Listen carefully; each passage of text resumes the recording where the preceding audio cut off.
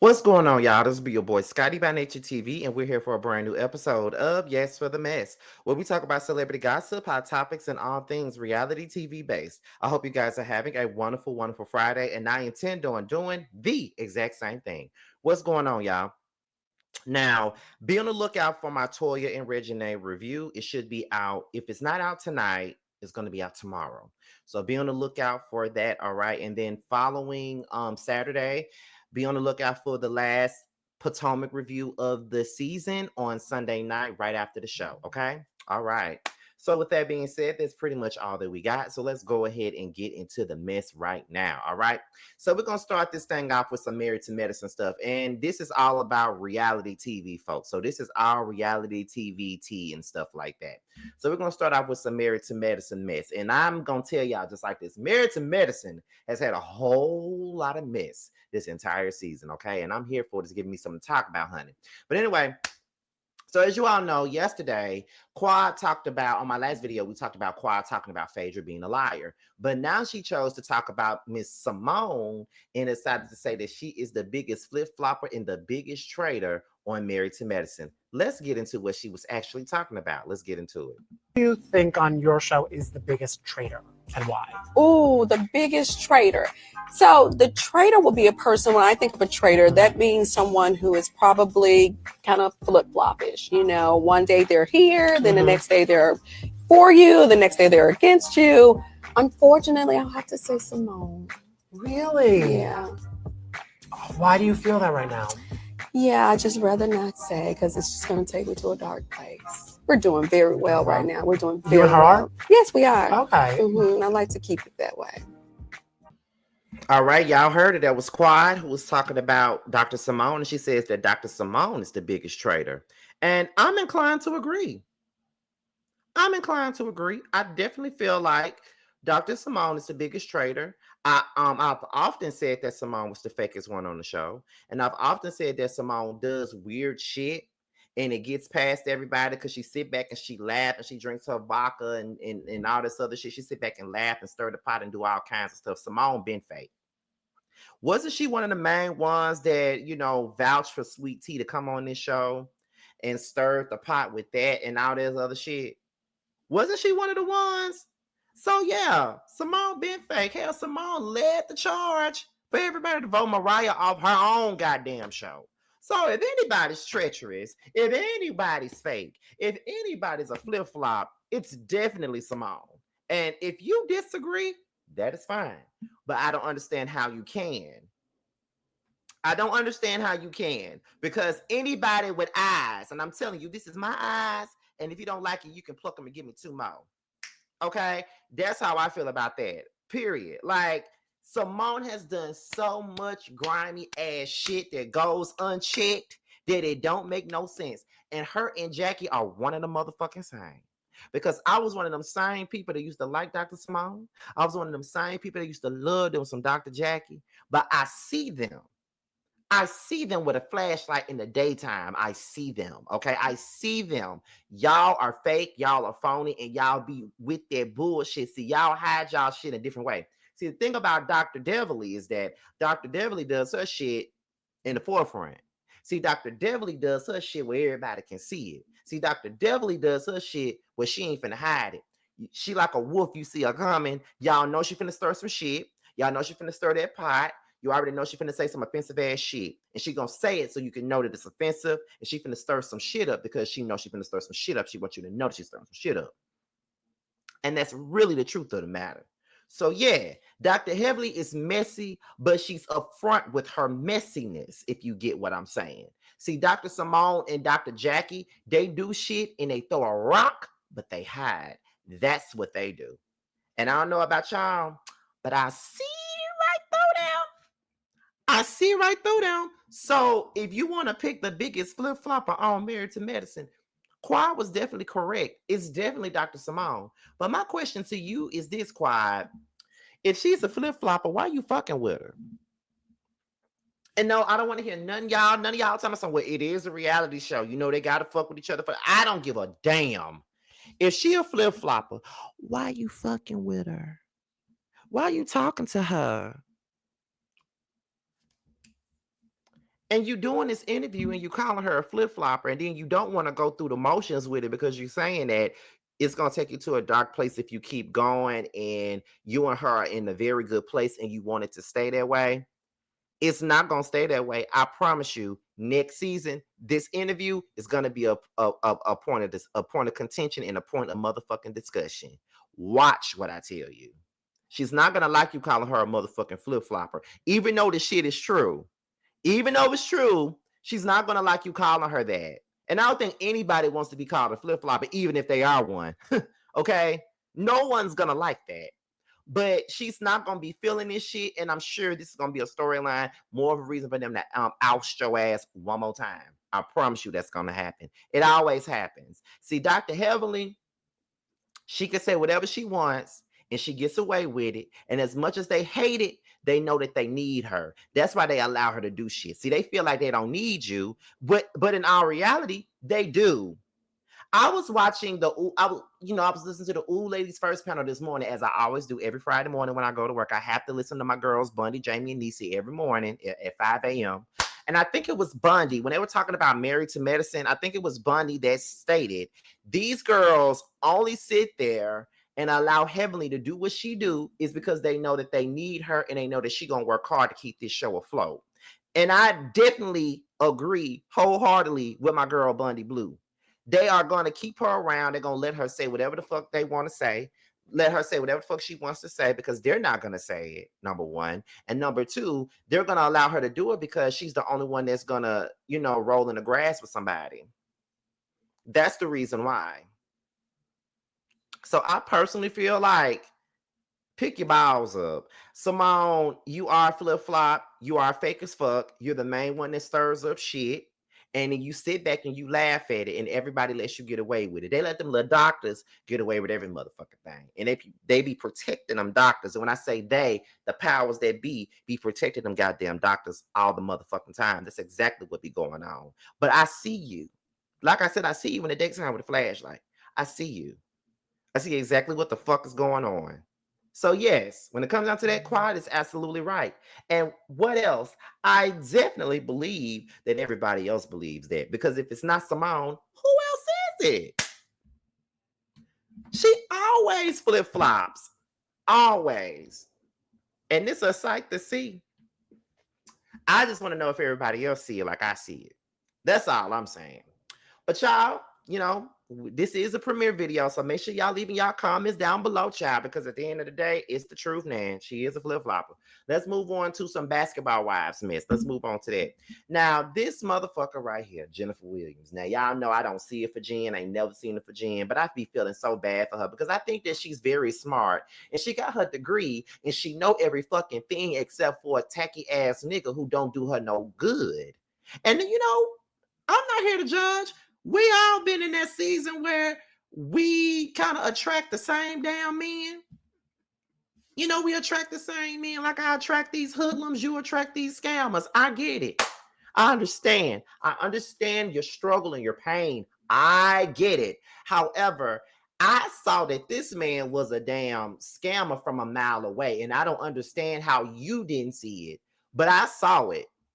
I definitely saw that shit from a mile away, Jen. I don't understand how the fuck you don't see that this man ain't nothing but a goddamn scammer. I don't understand how you can't see that. And I really feel bad that you can't see it. I really feel bad because every time we turn around, you're getting your car stolen. Every time we turn around, you dating niggas that are people with big hips and shit, big hip murderers and shit. Like those are the men that you date. And as much shit as I give you, Jen, you are a beautiful woman. And you are an accomplished woman. You are a woman with money. You're a woman with education. I don't see how you choose to still wind up with these type of niggas. That's some shit I should be doing. And you older than me, girl. Ain't you close to 50? Shit, I'm close to 40. So I'm trying to understand what your mind is saying. And on top of that, you giving these girls on your show more reason to come at you, really. Because I know y'all filming Basketball Wives, and with this shit coming out, while the season is filming, you feel what I'm saying? It's like I know these girls are having a field day playing hot potato with your wig. I'm just saying. But we gonna see how it goes. So let's get into the story here. Now, it states, neighbors, get into this. A group of 20 plaintiffs from across the United States has filed a lawsuit against Christian Gold, alleging that he orchestrated a fraudulent investment scheme that defrauded them over $120,000. The lawsuit filed on February 21st, 2025 in Cobb County, Georgia, accuses Gold of actual fraud, constructive fraud, and violations of the Georgia Racketeer Influence and Corrupt Organizations. That's the RICO Act, okay? The plaintiffs claim that Gold solicited funds for a purported investment opportunity promising substantial returns. However, they allege that Christian Gold never had a legitimate investment mechanism in place. Instead, he is accused of operating a classic Ponzi scheme, using funds from newer investors to pay earlier ones while misappropriated a significant portion for personal use. According to the lawsuit, Gold collected a total of $120,430,086 from the plaintiffs, with individual contributions ranging from $100 to over $25,000. The funds were transferred through various platforms, including Zelle, Apple Pay, Cash App, PayPal, and Bitcoin. The plaintiffs assert that Gold seized communication after receiving the investments and failed to return the principal amounts of the promised returns. The plaintiffs are seeking compensation damages of at least $120,430.86 plus interest, as well as treble damages under the Georgia RICO Act. They also require punitive damages to deter such conduct in the future and reimbursement for attorney fees and litigation costs. Okay? So that is pretty much the gist of this story with Jennifer. And I promise you, the person that's going to pay for this is Jennifer. This nigga ain't got no money. He ain't got no money.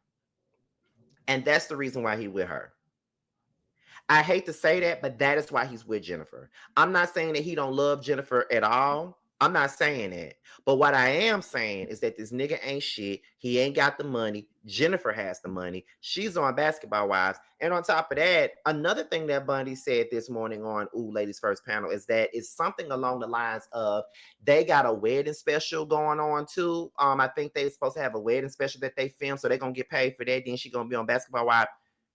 Yeah, that's what it is. That's exactly what it is. But the thing about it is, I always knew that he was a scammer, as I said early on in the video. It's just something about him. He had this scammer's look about him. I can't tell you what a scammer's look is, but it's just like something just wasn't right with this nigga. It just something wasn't right. And I just felt like Jennifer should have never been with him. I can't tell you why. But I just always felt like Jennifer don't need to be with this man. Something ain't right about him. And even when he was asked, what does he do for a living? He could never say what he does. He always said, I got my skills. My skill is what pays me. I don't need no job. I got skills. Bitch, what kind of skills? Because the congregation is trying to figure out what the fuck kind of skills you got for you to not need no motherfucking job. Is what we're trying to figure out. But Jennifer, all I got to say is this. I hope they giving you a raise at VH1. Because first of all, Basketball Wives ain't really doing the best with ratings. A lot of those shows that I started off with ain't doing good in the ratings at all. Like Basketball Wives, Love and Hip Hop, they can barely crack 300,000 viewers a week. Unless they're not counting the streaming numbers, but whatever. But I hope they give you a raise. I hope they pay you good so you can pay this man's money off. Because, baby, it's not looking too good. It's not looking, and I just want to know how you feel about it. I also want to know how the girls on the show feel about it. Because I know they're dragging your ass. But I'm going to say my opinions about that until the show comes on, because I'm sure that this is a storyline on that damn show. I'm very sure of that. So my heart goes out to you, Jennifer. That's all I got for that one, y'all. I'm sorry, but that's all I can really say. Cause that girl that girl gonna get enough of messing with these scamming ass niggas for real. Okay, so the last story of the day is Miss Karen Huger. Okay, now as we all know, Karen has been sentenced um to 2 years in jail, 1 year suspended. All right, and we all was talking about it. I was one of the first people to talk about it the other day. It was all of us. We was all on live that day, child. Everybody was on live that day. But yes, we were talking about it, and Karen's full DUI testimony statement was released. She was saying that she was irresponsibly mixing antidepressants with alcohol, which led to the damn crash. Okay. Who leaked it? Fox 5 DC released a full testimony and all of that. So we're gonna get into that right now. We're gonna listen in, and of course, I'm gonna give y'all the benediction, and then we're gonna get up out of here and all that other good stuff. All right. All right. So let me put this up here. As a matter of fact, let me put it right there. All right, so let's get into it. Let me put my mic on mute. Thank you, Ms. Kramer. Ms. Huger, is there anything you'd like to say before the court imposes its sentence? Yes, Your Honor. All right, I'll be happy to hear from you. I prepared a statement. Didn't want to forget anything. Your Honor, I want to apologize for taking this case to trial, but I also want to thank you for allowing me to have the trial. I think it was the mirror I needed to take a hard look at myself and the direction I was headed in. I think my prior cases, I showed up to court, followed the advice of my lawyers, got the case resolved, and went my way. I like to think I took the cases seriously, but this certainly has been such a much different experience for me. An experience that demanded that I take a look at myself, truthfully. I think for many years I was putting a Band-Aid on some personal history that was leaving me very unhappy. It is possible that just like taking daily medication for high blood pressure and cholesterol, I just thought medication for depression and anxiety was something that came with the territory of getting older and having more responsibilities and more to worry about. And certainly there was a sense of entitlement that I should be allowed to keep on consuming alcohol. I have been successful. It's been 15 years since my last DUI. Why should I give up the social indulgence? Well, this case is why. Drinking responsibly, especially while taking medications, mean not drinking at all. I failed at that miserably. I understand how lucky I am that I hit a tree. Thank God I did not hit a pedestrian. In recovery, I was told of a young man named Kevin who hit a tree when he was 17 years old. Kevin was in a coma for 30 days. Kevin is now permanently brain damaged and his life will never be the same. I asked God, why not me? The only answer I could come up with was that I was spared because I have a responsibility to use my unique optic lens and teach others and affect quite possibly millions of people with the message of not drinking and driving. I understand better the brutal clarity of the fact that when you're behind a car driving, you're not just driving for yourself. It's my responsibility to make sure my community members make it to their destination safely as well. I want to thank the officers who came to my assistance that night and apologize for my attitude back on March 19th. They were truly professional and gracious toward me at a time when I was not. The body cameras definitely prove that they were right and I was wrong. I should have handled the situation differently. Your Honor, I have a lot on my plate now, but I understand this is all for a very good reason. I will not let you down. I will not let my community down. I will follow through on everything I am currently doing to maintain my sobriety and everything you ordered me to do. Thank you, Ms. Kramer. Ms. Huger, is there anything you'd like to say before the court imposes its sentence? Yes, Your Okay, so that was Karen. She was giving her thoughts and everything that she needed to say. I just feel like I still don't, in my opinion, I still don't think that she was really taking like accountability for nothing, to be quite honest. Like I don't believe that. Like I think that Karen is not saying, I didn't hear any accountability. I just feel like she was blaming it all on depression and antidepressants and things like that. I just think that at the end of the day, what you need to do is just own up to your shit. That's it. Like, just own up to the fact that you was out here drinking when you had no business drinking, you know? Or not only that, just own up to the fact that you were out here, drinking and driving when you had no business doing so. You should have got a Lyft, you should have got an Uber, like you should have did all that shit. So, and I do feel like, don't get me wrong, I just want y'all to know that I do feel bad for Karen. I honestly do. I feel bad for her. I didn't want to see her go to jail. You don't want to see nobody go to jail. Sometimes when you love a person a lot, you don't want to see them go to jail despite what they've done. Although you do know that that's where the fuck they deserve to be. Okay. I still think that that's what she needs to be, though, at the same time. Didn't want her to go there. But when you think about everything that was on the case, and you think about the 4 DUIs, and you think about all this and all that, and to me, it's like you had to learn your lesson. You had to learn your lesson. Um, and my thing is, if they would have let you off again, then you would have found free reign to go right back out and do the same shit again when you ain't got no business doing it. If you get what I'm saying.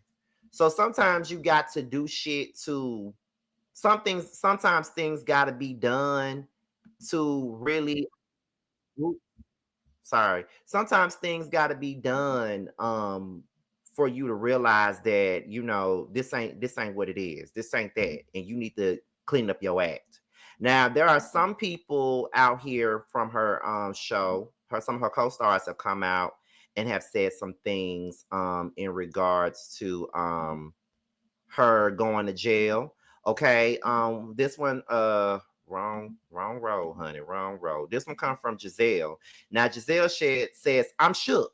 Said, during her Shady Questions Live at City Winery event on Wednesday.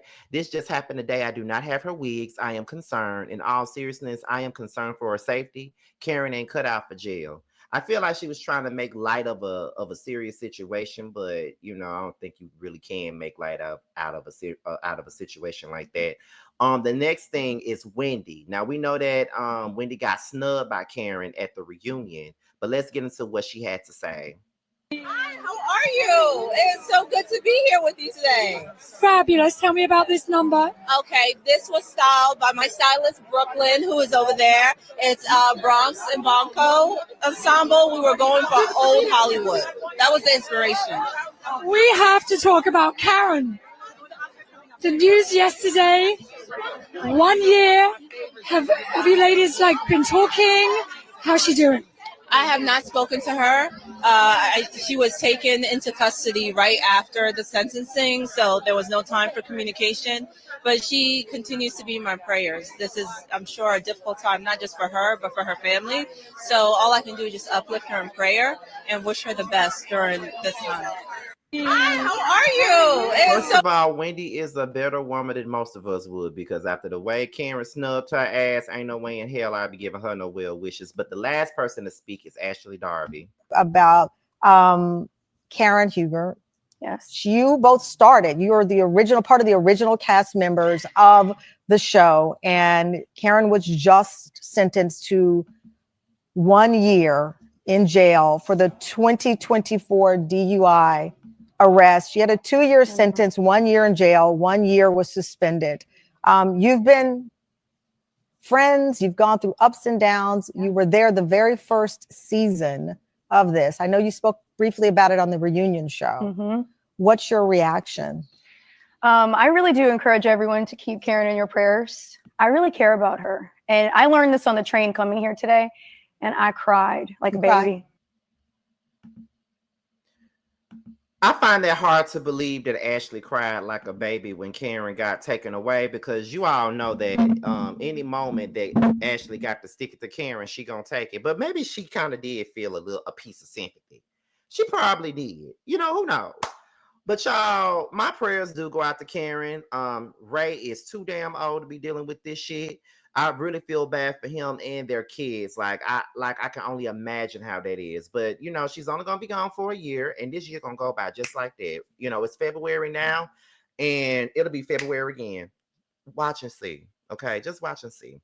But first things first, I really want to thank you guys for tuning in today. I really hope you guys have been enjoying the videos, and I hope you guys have been enjoying the show all week. I feel like this is like, since the year started and stuff like that, like I've been overly critiquing myself. Like, I go back and watch some of my videos that I did starting in the year, and I did say that I was doing like a refresh, rething, and pivoting. And pivoting is about to start.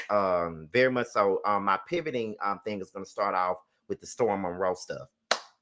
So next week. So that's where I'm really going to start pivoting this channel and get into my music bag. I cannot wait. This is so exciting. Okay. But yes, y'all. So I hope you guys been enjoying it, because I've been enjoying doing the videos all week. You know what I mean? Like, I've been having a great time. It's been fun. I really love it. I'm out of here. Be sure to follow me on all forms of social media. If you haven't followed me on IG, do so. Okay. I'm like 200 away from 9K followers.